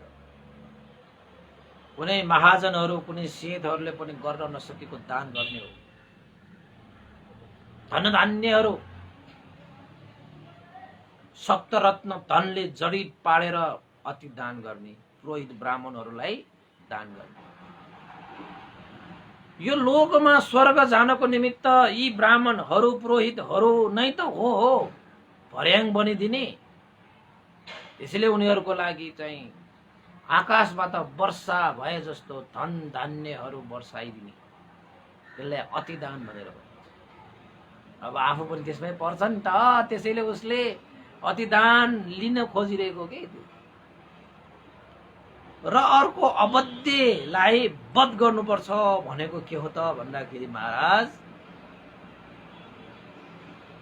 अहिलेसम्म यो संसारमा मान्छेहरूले त्यो वध गर्दैन, त्यसलाई हत्या गर्दैन हो, त्यस्तै व्यक्तिहरू, त्यस्तै प्राणीहरूलाई वध गर्नुपर्छ, हत्या गर्नुपर्छ, अनि मात्र स्वर्ग पुगिन्छ। महाराज मेरो त भन्ने काम हो। अब तपाईको स्वर्ग जाने तपाईको इच्छा छ भने यो दुईटा काम त गर्नुपर्छ है। गाह्रो साह्रो भन्न थाल्नु भयो भने तपाईँ जान सक्नुहुन्छ। राजाले के भने, यो अतिदान त म गर्छु, कसैले गर्न नसकेको दान, त्यति ठुलो महान खर्च गरेर म दान त गर्न सक्छु, तर यो अबध्यलाई वध गर्ने, हत्या गर्ने चाहिँ कसलाई हो, कसलाई हो? अबध्य भनेको कस्ता हुन् र त्यस्तालाई वध गर्नुपर्छ, हत्या गर्नुपर्छ, बलि दिनुपर्छ भनेको चाहिँ कस्तोलाई दिने हो त? त्यसो भए यो भेडा बाख्रालाई बलि दिने त सबैले दिइरहेको हुन्छ, यस्तो त अबध्य कुराहरू भएन, त्यो त वध गरिरहेकै हुन्छ। महाराज अबध्य भनेको त्यस्तो होइन। अबध्य भनेको त साँच्चैकै भन्ने हो भने यहाँ तपाईले अबध्य बलि दिनको निमित्त तपाईँ चाहिँ पूर्ण हुनुहुन्छ। तपाईले चाहनु भयो भने तपाईँ स्वर्ग पुग्नुहुन्छ। त्यसको लागि चाहिँ के गर्नु पर्यो त महाराज, तपाईको 4 जना श्रीमती, 4 जना छोरा, 4 जना छोरी, त्यस्तै गरी तपाईको निगमवासी नगरमा भएका 4 जना सेठ, 4 वटा हात्ती, 4 वटा घोडा र 4 वटा गोरुहरूको चाहिँ बलि दिनुपर्छ, हत्या गरिदिनुपर्छ, अनि मात्रै तपाईँ सिधा स्वर्ग जान्छ। नत्र भने अति दान मात्र गरेर पनि स्वर्ग गइदैन त। ल हेर्नुहोस् त त्यो पुरोहित ब्राह्मणले किन त्यसो भनेको त भन्दाखेरि, त्यो एक राजाको छोरा चन्द्र कुमारलाई हत्या गरेपछि मात्रै फेरि ऊ न्यायाधीश बन्न पाउँछ र न्यायाधीश बनिसकेपछि घुस खान पाउँछ अनि मात्रै उसको भोडी ठुलो हुन्छ। भोडी ठुलो भएपछि अब मजाले भोडी सुम्पाएर आनन्द लिन पाउँछ होला नि त त्यसले। त्यसैले चन्द्र कुमारलाई हत्या गर्नको निमित्त उसले त्यो रणनीति अपनाएको, अवसरको फाइदा उठाएको, अवसरवादी मौका आएको मौकाको फाइदा उठाएको। अब चन्द्र कुमार एकजनालाई मात्र हत्या गरेर पुग्ने भए, बलि दिएपछि पुग्छ भनेको भए राजाले फेरि शङ्का गर्ला, यो न्यायाधीशको ठाउँमा चन्द्रकुमार बसेको कारणले गर्दाखेरि उसलाई हत्या गरेर आफू फेरि त्यो स्थानमा बस्नको निमित्त यसले यस्तो षड्यन्त्र गरेको भन्ला। अब चार जनाहरू सबै राखेपछि त राजालाई त शङ्का हुने भएन। हाम्रो धर्मशास्त्र ग्रन्थ अनुसार यसरी बलि दिएपछि स्वर्ग पुगिन्छ भनेर लेखेको छ भनेर भनिदियो, सक्यो भनेर त्यो ब्राह्मण पुरोहितले राजालाई पनि झुक्क्याए। राजाको बानी पनि थाहा थियो, राजाले ठानेपछि गर्छ। आफ्नो लागि मात्रै बाँच्ने हो, त्यो स्त्री त्यो आफ्नो चाहिँ महारानी यो छोरा छोरीहरू उसलाई के मतलब छैन भन्ने कुरा त उसलाई थाहा थियो। त राजाले भने ओहो पुरोहित अमात्य हैन, हे अर्थ धर्मानुशासक, तिमीले त यो बडा ठुलो बदको कुरा पो गर्यो त, के यो सम्भव छ त? पुरोहित ब्राह्मणले के भने त भन्दाखेरि, हे महाराज अब त्यो त तपाईको कुरा हो नि त, हाम्रो धर्मशास्त्र ग्रन्थ अनुसार त यस्तै उल्लेख छ। कयौं राजाहरूले यसरी चाहिँ बलि चढाएर आफूहरू स्वर्गलोक गएको कुरा त हाम्रो धर्ममा छ भनेर पुरोहितले चाहिँ नाना थरीका कुराहरू सुनाउन थाले बा। हुन त त्यो ग्रन्थमा छँदा पनि छैन, तर उनीहरूले आफ्नो स्वार्थ पूरा गर्नको निमित्त ग्रन्थमा यस्तो छ उस्तो छ नाना भनेर सबैलाई चाहिँ खत्तमै पार्ने काम चाहिँ गर्दो रहेछ।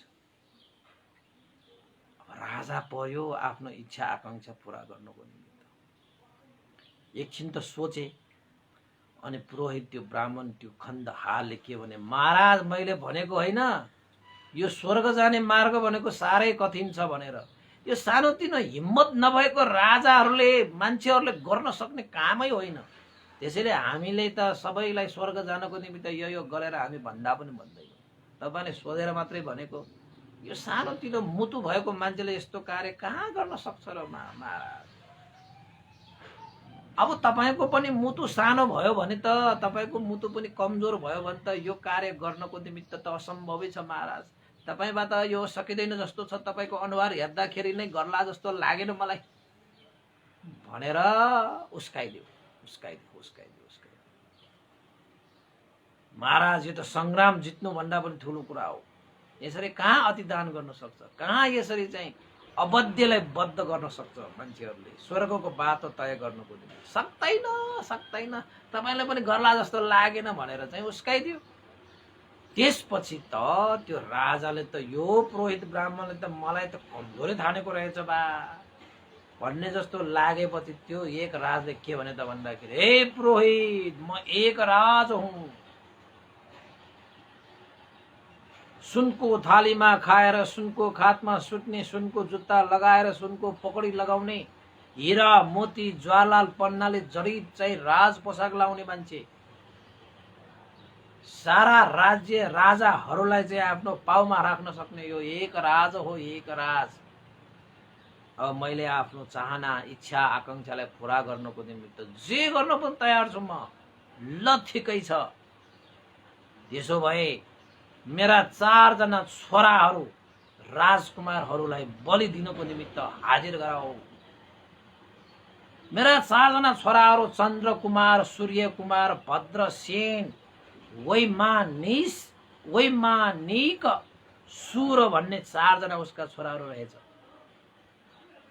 चन्द्र कुमारलाई पनि ल्याऊ, सूर्य कुमारलाई पनि ल्याऊ, भद्रसेनलाई पनि ल्याऊ, वैमानिक सूरलाई पनि ल्याऊ। 4 जना छोराहरूको बलि दिनुपर्छ, हत्या गर्नुपर्छ भने म हत्या गर्न तयार छु, तर मलाई त्यो त्रैटिङ्स देवलोकको त्यो सौन्दर्य रमणीय स्थान मलाई चाहियो, त्यहाँका अप्सराहरू मलाई चाहियो। यदि त्यस्तो पाउँछ भने यो छोराहरू बलि दिनको निमित्त मलाई कुनै ठुलो कुरा भएन भनेर पो भन्दो रहेछ बा।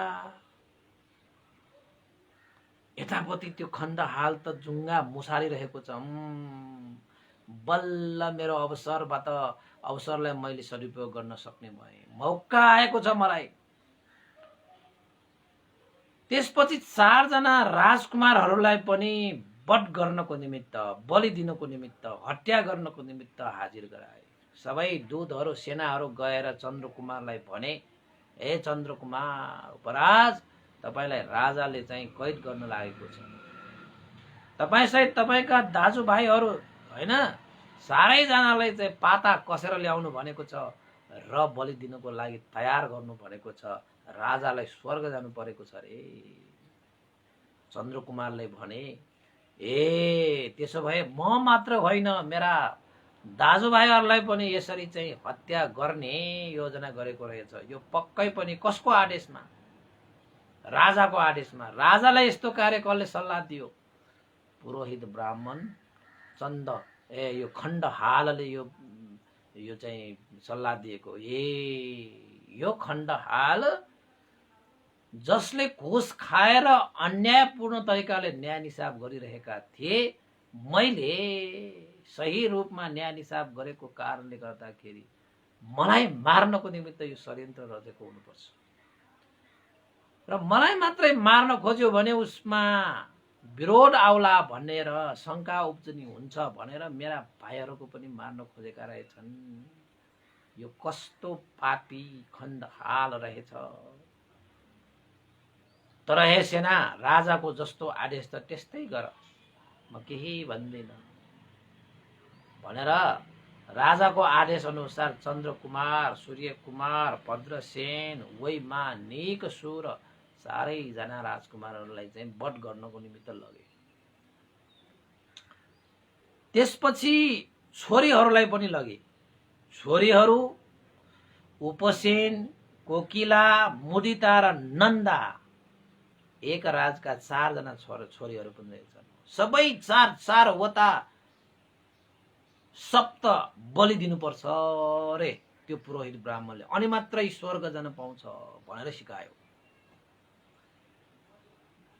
सप्त बलि भनेको कस्तो कस्तो हेर्नुहोस् त। छोरा 4 जना, फेरि है सप्त बलि, 4वटा सप्त बलि दिनुपर्छ भनेर छोरीहरू 4 जनालाई पनि लिएर आए। छोरीहरूले पनि किन कसो भन्नै नपाउँदै सैनिकहरूले टिपेर ल्याए। त्यस्तै गरी एक राजाकै आज्ञा अनुसार त्यो खण्डहाल पुरोहित ब्राह्मणको सल्लाह अनुसार स्त्री यानी कि महारानीहरू विजया, ऐरावती, केशिनी, सुनन्दा नामक 4 जना महारानीहरू पनि थिए। ती 4 जना रानीहरूलाई पनि आखिरमा सेनाहरूले पक्रेर ल्याए वध गर्नको निमित्त, हत्या गर्नको निमित्त। त्यसपछि निगमवासी, नगरवासी सेठहरू 4 जना सेठहरूलाई पनि ल्याए। पूर्ण मुख, भद्रीय सिंगाल, बड्ड गृहपति 4 जना सेठहरूलाई पनि लिएर आए राजाकै आदेशमा, खण्डहालको सल्लाहमा। त्यस्तै गरी 4 जना हात्तीहरू पनि ल्याए। अभयङ्कर, नालागिरी, अच्युत, वरुण दन्त भन्ने 4 जना विशाल विशाल कायका 4 जना हात्तीहरूलाई पनि वध गर्नको ल्याए। 4 जना घोडाहरू पनि बलि दिनुपर्छ रे। त्यसरी चाहिँ केशी, सुरा, मुख, पुन्नक, विनतक भनेर 4 जना घोडा, अश्वरत्न भनिन्छ त्यसलाई, 4 जना घोडाहरूलाई पनि बलि दिनको निमित्त ल्याए। त्यसपछि राजाले भने, हे पुरोहित ब्राह्मण, खण्डहाल पुग्यो त मलाई स्वर्ग जानको निमित्त यति वध गरेपछि, यति हत्या गरेपछि, यति बलि दिएपछि स्वर्ग जाने पाइने भयो त महाराज अझै एउटा बाँकी छ। के बाँकी छ? 4 जना गुरुहरू चाहिन्छ अझै। युथपति, अनुज, निशब्द, गौमपति नामक 4 जना गोरुहरूलाई पनि बलि दिनुपर्छ, हत्या गरिदिनुपर्छ, अनि मात्रै तपाईँ स्वर्ग जान पाउनेछ भनेर चतुसप्त बलिको योजना बनाएर यज्ञ गर्न खोजेको रहेछ त्यो पुरोहित ब्राह्मणले।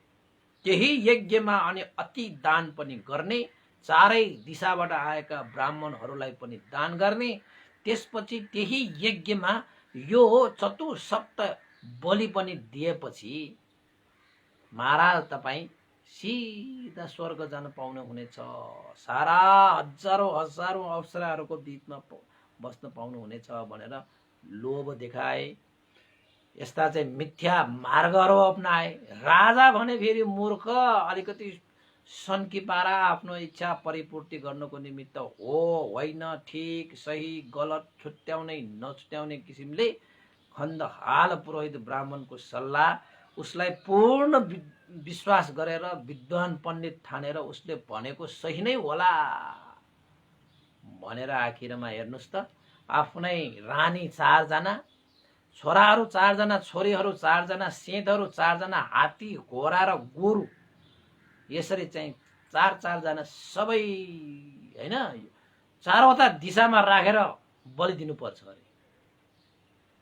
श्रीमतीहरू स्त्रीहरूलाई पनि 4 जना स्त्रीहरूलाई पनि काट्नु पर्यो, 4 जना छोराहरूलाई पनि चारै दिशामा राखेर काट्नु पर्यो, छोरीहरूलाई पनि चारै दिशामा राखेर काट्नु पर्यो, घोडाहरूलाई पनि, हात्तीहरूलाई पनि, गोरुहरूलाई पनि काट्नु पर्यो र सेतहरूलाई पनि काट्नु पर्यो। ल्याइयो। अब राजाको आदेश न हो, मानेन भने तानी तानी ल्याइहाल्छ। सबैजना जम्मा पारिसकेपछि राजाले सोधे पुरोहित ब्राह्मण त्यो खण्डहाललाई, ए पुरोहित ब्राह्मण खण्डहाल, अब यज्ञको लागि सारा चाँजो बाजो तयार भयो होइन? यो यज्ञ सकियो भने म स्वर्ग जान पाउँछु होइन? म यो यज्ञ सकेपछि मैले अप्सराहरूसँग समय बिताउन पाउँछु होइन? यो यज्ञ सकेपछि म त्रैतिंश देवलोकमा पुगिन्छ होइन भनेर सोधेछ। त्यसपछि त्यो ब्राह्मणले, पुरोहित खण्डहालले, यही मौका हो, यो चन्द्र कुमारले गर्दाखेरि मेरो यस्तो हानि भएको छ, आज यसको शिरै छिनालेर म बदला लिने भएँ र म फेरि न्यायाधीश भएर घुस खाएर पेट भर्न पाउने भएँ भनेर चाहिँ भित्रभित्रै रमाइरहेको थियो के त्यो पुरोहित ब्राह्मण। त्यसपछि उसले के भने त भन्दाखेरि, महाराज अब यज्ञ स्थल पनि मैले बनाइसके, निर्माण गरिसके, चारै दिशाका ब्राह्मणहरूलाई पनि निमन्त्रणा गरे। अब यज्ञ हुन्छ, अब घिउ चाहियो, तेल चाहियो, खाद्यान्न चाहियो, अन्न चाहियो, बाली चाहियो, यो चाहियो, त्यो चाहियो भनेर सारा चीज मगाउन थाले। महाराज तपाईँ जस्तो भाग्यमानी यो राजा यो पृथ्वी लोकमा कोही पनि हुने छैन। कसैले पनि यसरी चाहिँ अवध्यलाई बध गरेर चाहिँ यज्ञ गर्न सक्दैन। गर्न चाहे पनि हुनु पनि पर्यो नि, 4 जना श्रीमती हुनु पर्यो, 4 जना छोरा हुनु पर्यो, 4 जना छोरी हुनु पर्यो, सेठहरू 4 जना हुनु पर्यो, यत्र विशाल विशाल कायका हात्ती घोडा गोरु हुनु चाहियो। तपाईँ त साँच्चै भाग्यमानी। स्वर्ग लोकमा देवताहरूले तपाईँलाई स्वागत गर्नको निमित्त तपाईँ कहिले बित्नुहुन्छ र जानुहुन्छ, तपाईँलाई स्वागत गर्नको निमित्त गेटैमा आएर बसिरहनु भएको होला महाराज भनेर उसलाई उस्काइदियो। जति जति उस्कायो त्यति त्यति त्यो राजा चाहिँ उस्किँदै गए। आखिरमा उसले पुरोहितले भने जस्तो, महाराज अब सबै तयार भयो, तपाईँ पनि आउनुहोस्, अब यज्ञ मण्डलमा आएर सारा यज्ञहरू सम्पादन गर्नको निमित्त अति दान पनि तयार गर्नुहोस् र अवध्यलाई बध गर्नको निमित्त पनि हुकुम दिनुहोस् महाराज भनेर भनिसकेपछि राजा त आफ्नो श्रीमती मर्नेमा पनि कुनै चिन्ता छैन, छोराछोरी मर्नेमा पनि चिन्ता छैन, केहीमा पनि चिन्ता छैन। उसलाई चाहिएको छ बस आफू स्वर्ग जान पाऊँ, स्वर्गको मार्ग तय गरौँ। र अप्सराहरूसँग समय बिताउन पाऊँ भन्ने त्यही मात्र एउटा सोचको कारणले गर्दाखेरि अन्डो भएर त्यो पुरोहित ब्राह्मण खण्डहालको कुरा सुनेर आखिरमा आदेश के दिए त भन्दाखेरि हे खण्डहाल पुरोहित ब्राह्मण, जति पनि धनधान्य चाहिन्छ, अन्न बाली चाहिन्छ, घिउ तेल चाहिन्छ, सारा चिजको प्रबन्ध गराइदिन्छु, अतिदान पनि गराइदिन्छु र यो चतुसप्त बलिलाई पनि सम्पादन गर। यो मेरो हुकुम भयो, कुनै डर लिनु पर्दैन, त्रास लिनु पर्दैन। काटिदेऊ, बोलिदिनु पर्छ भने दिइदिनु पर्छ आफ्नो इच्छा आकांक्षा पूरा गर्नको निमित्त भनेर आखिरमा त्यो खण्डहाल पुरोहित ब्राह्मणले आफूलाई प्राप्त गरी आएको त्यो लाभ सत्कार माथि हानि भयो, नोक्सानी भयो भनेर उपराज चन्द्रकुमार माथि द्वेष राखेर उसलाई पन्छाउने अवसर खोजिरहेको बेलामा ठिक्क यो राजाले सपना देखे त्रैतिङ्स देवलोकको, त्यही प्राप्तिको लागि आकांक्षा गरेर सोधिएको प्रश्नमा यस्तो एउटा यज्ञ गर्नुपर्छ जुन यज्ञमा अति दान र अबध्यलाई वध गरेपछि स्वर्ग पुगिन्छ भनेर राजालाई मिथ्या भ्रम दिमागमा पसाइसकेपछि राजा पनि फेरि त्यस्तो मूर्ख हैन, त्यस्तो मिथ्या दृष्टिमा डुबेर आखिरमा सबै काम निर्भीक रूपमा, निर्भीक रूपमा, स्वतन्त्र रूपमा तिमीले कार्य गर्न सक्छौ भनेर आखिर खण्डहाल त्यो पुरोहित ब्राह्मणले होइन, यो चाहिँ एक राजा महाराजले खण्डहाल पुरोहित ब्राह्मणलाई आज्ञा दिए। ल उपासक उपासिकाहरू, आज मैले तपाईहरूलाई करिब करिब 1.5 घण्टा जतिको यो देशना सुनाएँ हैन। के कुराहरू भन्नु छ कि आजको यो खण्डहाल जातकमा कस्तरी षड्यन्त्र हुँदो रहेछ भन्ने कुराको यो कथा देशना हो। यस्ता व्यक्तिहरूबाट स्वार्थी, यस्ता चाहिँ षड्यन्त्रकारी बेइमान व्यक्तिहरूसँग सदा बचेर बस्नुपर्छ, नत्र भने जीवनमा धेरै हानि नोक्सानीहरू हामीले पनि भोग्नु पर्ने होला है। त्यसैले चन्द्रकुमारले त जनताको हित सुखको निमित्त कार्य गर्दा गर्दै पनि आखिरमा अवसर खोजेका त्यस्ता चाहिँ छेपारा स्वभावका पुरोहित, त्यो खण्डहाल जस्ता व्यक्तिहरूले केसम्म पनि गर्दो रहेछ तपाईले देख्नै हाल्नु। र राजा पनि यस्तो चाहिँ मुडी मान्छे, सही गलत छुट्याउन नसकेर आखिरमा चाहिँ आदेश दिए। अब भोलि के हुन्छ भन्ने कुरा म यो जातक कथालाई दोस्रो भागको रूपमा भोलि म सुनाइदिन्छु। त्यो दोस्रो तेस्रो भाग अलि लामो लामो जातकहरू छ, त्यसैले अहिले लकडाउन पनि भइसकेको कारणले गर्दाखेरि अब बिस्तारै एउटा दुईटा जातकहरू, सूत्रहरू आदि इत्यादिहरू सुनाउँदै जाउला। धर्मको कुरा, कर्मको कुरा, ध्यानका कुरा, ज्ञानका कुरा, श्रद्धाका कुरा, प्रज्ञाका कुरा, परियतिका कुरा, प्रतिपत्तिका कुरा, विपස්සना ध्यानका, समता ध्यानका हैन, अभिधर्मका कुराहरू प्रति चाहिँ समय यो पनि हामी जोड्दै अगाडि बढ्ने नै छौँ। आजको लागि चाहिँ यो खण्डहाल जातक मैले यहीँ टुङ्ग्याउने अनुमति चाहे। सुनिदिनु भयो, तपाईहरूले चाहिँ लाइक गरिदिनु हुनेछ, कमेन्ट गरिदिनु हुनेछ र लकडाउन भइसकेको कारणले गर्दाखेरि आशा एवं विश्वास छ धेरै भन्दा उपासकहरूले चाहिँ देशना सुन्नुहुनेछ, सेयर गरिदिनु हुनेछ, जसको कारणले गर्दाखेरि लकडाउनको यो समयमा आज त एक दिन पहिलो दिन भइहाल्यो, हिजो भन्दा अलिकति आज 50-60 जना भन्दा बढी उपासकहरू चाहिँ बढेको छ हैन। अब भोलि पनि अब लकडाउनको समय छ, अब फेरि बिर्सेला हैन, देशना त रहेछ त भन्ने कुरा कतिलाई थाहा पनि नहोला। पहिलाका लकडाउनमा त 500-600 पुगेको थियो सुन्नेहरू, अहिले चाहिँ हाम्रो 230 हैन 40-50 सम्मको हाराहारीमा गयो। ठिकै छ, भोलि बढ्दै जाला। तपाईले सेयर गरिदिनु होला। लकडाउनको समयमा कुल व्याकुल भएर बस्नुपर्ने अवस्थालाई चाहिँ धर्ममय बनाउनको निमित्त यो फेसबुक लाइभ धर्म देशनाले अवश्यमै तपाईको लागि केही न केही साथ सहयोग दिने नै छ भनेर नै यो देशना गरे आएको अहिलेसम्म पनि हैन। त्यसैले उपासक उपासिकाहरू, लकडाउनको समय तपाईले चाहिँ समयलाई चाहिँ खेर नफाल्नु होला। यही उपदेशलाई दोहोऱ्याइ त्योहोऱ्याइ पनि सुन्न सक्नुहुनेछ। किन त भन्दाखेरि धर्म भनेको जति सुने पनि हुन्छ, जति सुने पनि हुन्छ, जति सुनाए पनि हुन्छ। त्यसैले अब बाहिर जाने समय त छैन, हेर्नु सुरक्षित छैन हैन। बाहिर जाने अवस्था नभएको कारणले भित्रै बसेर पनि हामीले धर्मको एउटा चाहिँ संसारमा हामी यात्रा गर्न सकिन्छौँ। तपाईहरु सबैलाई सुनाउनुहोस्, सबैलाई शेयर गर्नुहोस् हैन। यति भयो भने चाहिँ म पनि लकडाउनमा यसरी चाहिँ कराइरहेको चाहिँ कुनै न कुनै काम लाग्ने भयो, पुण्य लाग्ने भयो। तपाईलाई पनि पुण्य, मलाई पनि पुण्य। यो प्रतिकूल समयमा अनुकूल बनाएर तपाई पनि पुण्य सृजना गर्ने, मैले पनि पुण्य सृजना गर्ने हातेमालो भयो भने मात्रै हामी अगाडि बढ्न सक्ने हो। नत्र भने भन्ते मात्रै कराएर त काम छैन। सुनिदिनेहरूले पनि सुन्नु पर्यो, शेयर गरिदिनेले पनि शेयर गरिदिनु पर्यो, लाइक कमेन्ट गरिदिनु पनि। कस्तो लागिरहेको छ यो खण्ड हाल जातक तपाईले चाहिँ कमेन्ट गर्नुहोला। तपाईको ठेगाना सहित कमेन्ट गर्नुहुने, लाइक गर्नुहुने, शेयर गर्नुहुने सबै उपासक उपासिकालाई भित्री हृदयदेखि धेरै धेरै साधुवाद व्यक्त गर्न चाहन्छु।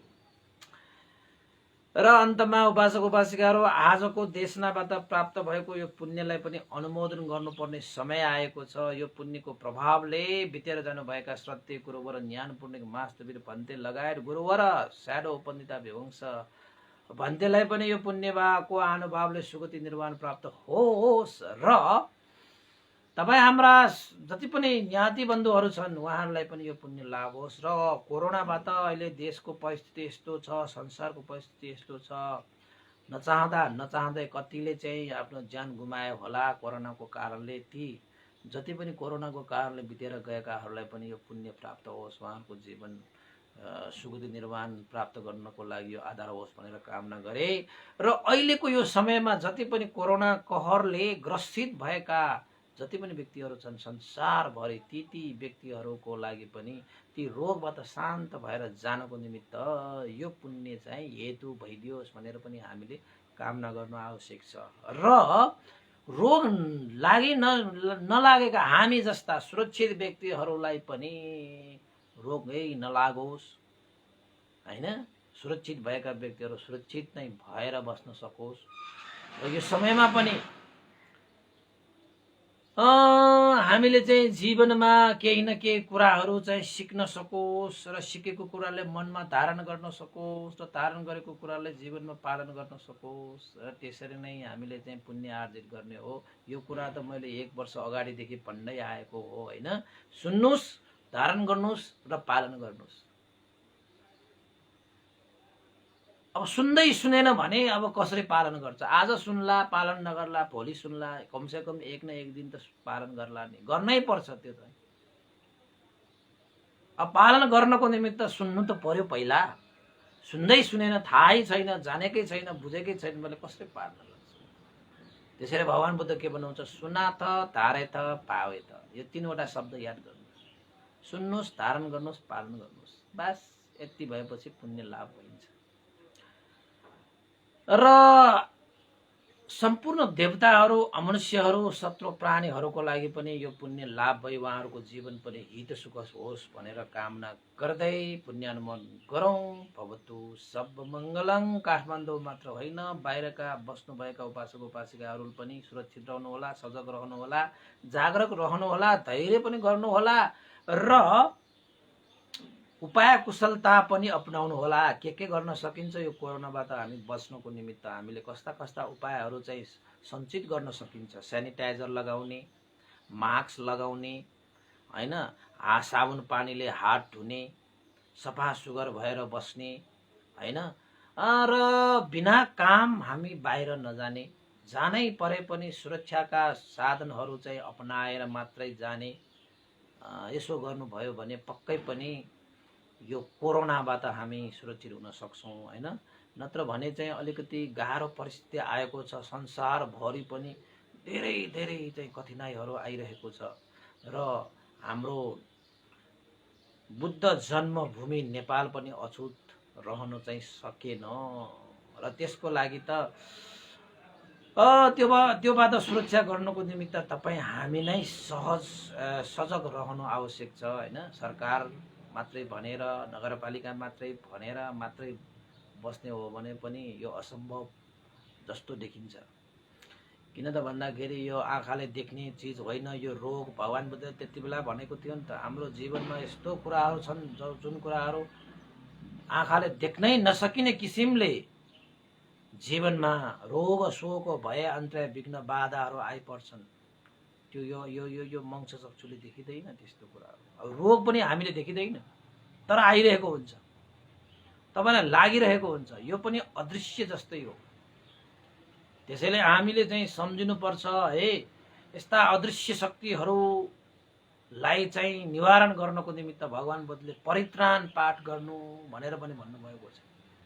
परित्राणमा सत्यको बल छ, अधिष्ठानको बल छ, त्यसमा पारमिताको बल छ। त्यसमा त्यो परित्राणको कारणले गर्दाखेरि पनि हामीले धेरै कुराहरू मनोबल वृद्धि गर्न सकिन्छ हैन। हरेक कुराहरूबाट त्राण गर्न सक्छ, सुरक्षित हुन सकिन्छ। त्यसैले तपाईहरुले पनि यो तपाईहरुले चाहिँ यो रत्नसूत्र सक्नुहुन्छ भने रत्नसूत्रको पाठ पनि गर्नुहोस् हैन। भगवान बुद्धकालीन समयमा पनि यो दुर्भिक्षहरू, रोगहरू, भयहरू हैन, अमनुष्य भयहरू त उत्पन्न भएका हुन्।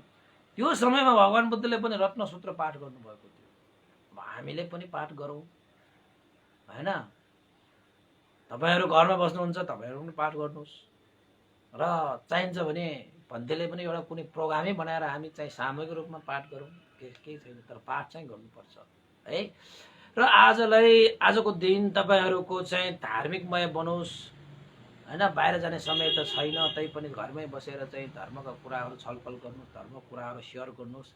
पहिलाको लकडाउनमा जस्तै अहिले पनि तपाईहरुले शेयर गरेर सबैलाई धर्म प्रचार गरेर सबैको मन मस्तिष्कलाई ताजा नै बनाइराखोस्। आएको भय अन्तरायबाट दूर हुनको निमित्त एउटा माध्यम फेसबुक धर्म देशना पनि रहेको छ। तपाईहरुले युट्युबमा पनि सुन्न सक्नुहुनेछ, फेसबुकमा मेरो फेसबुक पेजमा पनि सुन्न सक्नुहुनेछ। तपाईहरुले चाहिँ जता जता ग्रुपहरू छन् त्यतापट्टि शेयर गरिदिनु होला। भवतु सब मङ्गलं पुण्यानुमोदन गर्छु। इदं नो ज्ञातिनं होतु सुखिता हुन्तु ज्ञातयो। इदं नो ज्ञातिनं होतु सुखिता हुन्तु ज्ञातयो। इदं नो ज्ञातिनं होतु सुखिता हुन्तु ज्ञातयो। एतावता सम्मेहि सम्भतं पुण्य सम्पदं। सब्बे देवा अनुमोदन्तु सर्व सम्पत्ति सिद्धिया। एतावता सम्मेहि सम्भतं पुण्य सम्पदं। सब्बे सत्ता अनुमोदन्तु सर्व सम्पत्ति सिद्धिया। एतावता सम्मेहि सम्भतं पुण्य सम्पदं। सब्बे भूता अनुमोदन्तु सर्व सम्पत्ति सिद्धिया। साधु साधु साधु भवतु सब मंगलम्।